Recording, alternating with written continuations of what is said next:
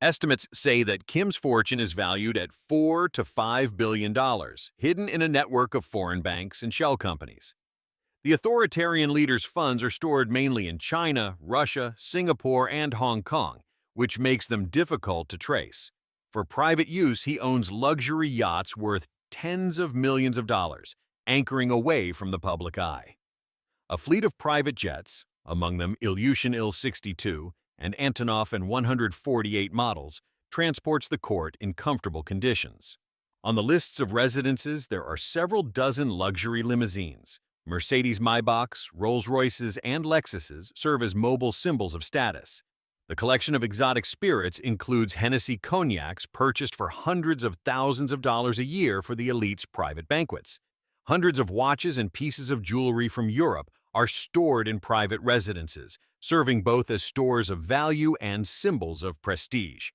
Within the country, he has dozens of villas and palaces at his disposal, scattered in strategic locations, each with private staff. One of the residences contains a huge water park and a three-dimensional cinema available exclusively to the ruler's family and their guests. The collection includes luxury horses kept in special studs, bred for prestige and displays.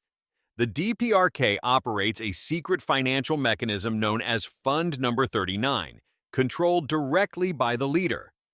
Fund Number 39 derives income from gold smuggling, arms trading, and other covert operations outside official budgets. Estimates indicate that the fund's coffers hold $1 to $3 billion in cash, hidden beyond international control. Part of the reserves is placed in gold bars stored in underground bunkers to secure the capital against seizure. North Korean gold and silver mines supply the raw material, whose production is often not reported to international bodies.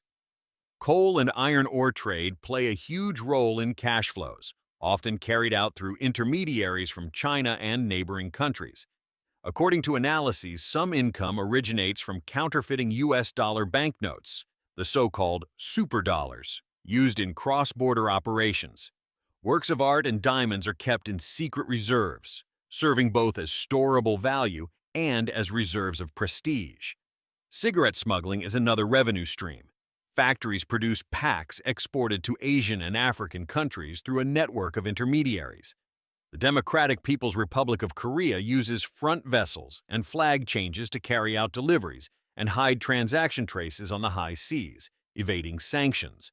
Fuel smuggling is carried out by a ship-to-ship method, where tankers transfer oil on the open sea, creating secret logistical chains.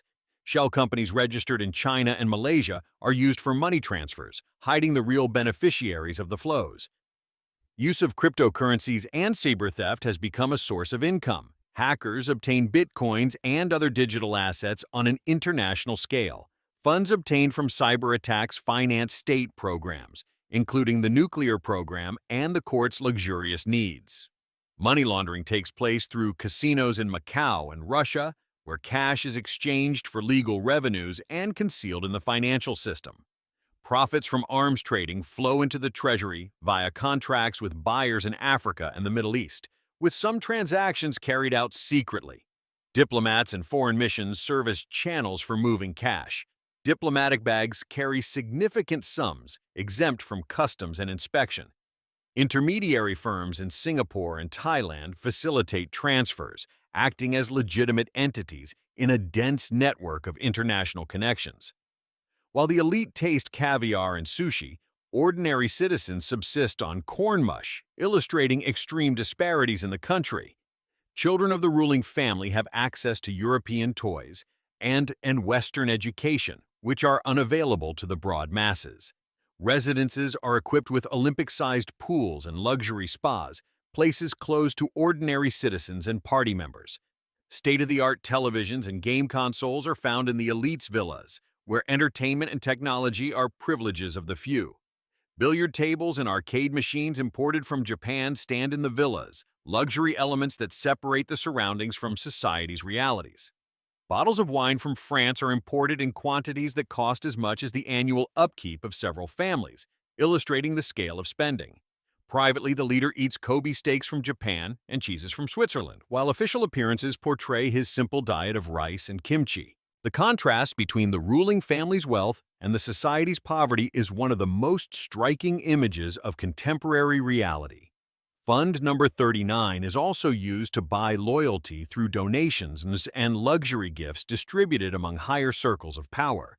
Income from contraband and commodities is also used to maintain intelligence networks and covert foreign operations. Import of luxury goods for the elite is directly financed from covert accounts, meaning purchases are not recorded in the state's official accounting. Money laundering mechanisms create a web of links between shell companies, casinos, and financial institutions across the Asian region.